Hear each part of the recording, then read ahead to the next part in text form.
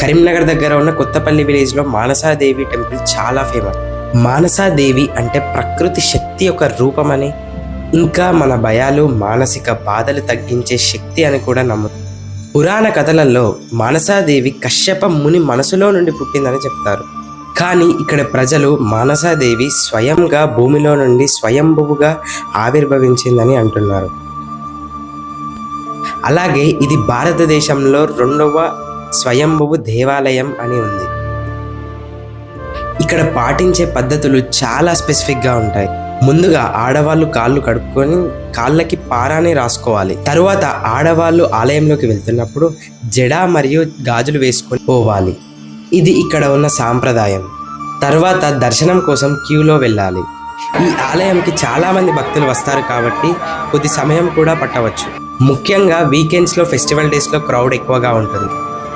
దాని తర్వాత ముడుపు అంటే ఒక ఎర్రటి క్లాత్లో పసుపు, కుంకుమలు, కొబ్బరికాయలు కట్టి ఆలయం బయట కట్టడం. ఇక్కడ శివునికి సంబంధించిన 54 నాగపడుగలు, అలాగే 54 శివలింగాలు ఉన్నాయి. ఈ ప్రదేశాన్ని ధర్మగుండం అని పిలుస్తారు. ఇక్కడ అభిషేకం చేసేటప్పుడు మగవాళ్ళు షర్ట్ విప్పే చేయాలి అని రూల్స్ ఉన్నాయి. మీరు ఇక్కడ అభిషేకం చేస్తే స్వయంగా శివునికి అభిషేకం చేసినట్టే అని నమ్మకం. ఇలాంటి పూజల వల్ల నాగదోషం ఉన్న వారికి అమ్మవారు తొలగిస్తుంది అని కూడా చెప్తారు. మానసాదేవిని పాము సంబంధించిన దోషాలకు, మానసిక ఇబ్బందులకు తొలగించే శక్తి రూపంగా చూస్తారు. అందుకే ఈ గుడికి చాలా మంది వరకు భక్తులు వస్తారు.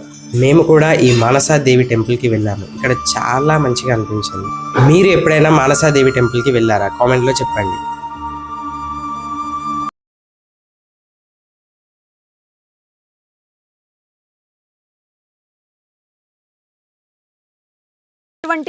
ఈ గుండంలో నీళ్లతోటే కరీంనగర్ దగ్గర ఉన్న కొత్తపల్లి విలేజ్లో మానసాదేవి టెంపుల్ చాలా ఫేమస్. మానసాదేవి అంటే ప్రకృతి శక్తి యొక్క రూపమని, ఇంకా మన భయాలు మానసిక బాధలు తగ్గించే శక్తి అని కూడా నమ్ముతారు.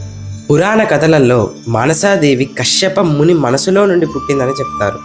కానీ ఇక్కడ ప్రజలు మానసాదేవి స్వయంగా భూమిలో నుండి స్వయంభువుగా ఆవిర్భవించిందని అంటున్నారు. అలాగే ఇది భారతదేశంలో 2వ స్వయంభువు దేవాలయం అని ఉంది.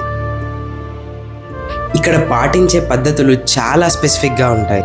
ముందుగా ఆడవాళ్ళు కాళ్ళు కడుక్కొని కాళ్ళకి పారాని రాసుకోవాలి. తరువాత ఆడవాళ్ళు ఆలయంలోకి వెళ్తున్నప్పుడు జడ మరియు గాజులు వేసుకొని పోవాలి.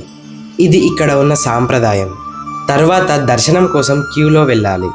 ఈ ఆలయంకి చాలామంది భక్తులు వస్తారు కాబట్టి కొద్ది సమయం కూడా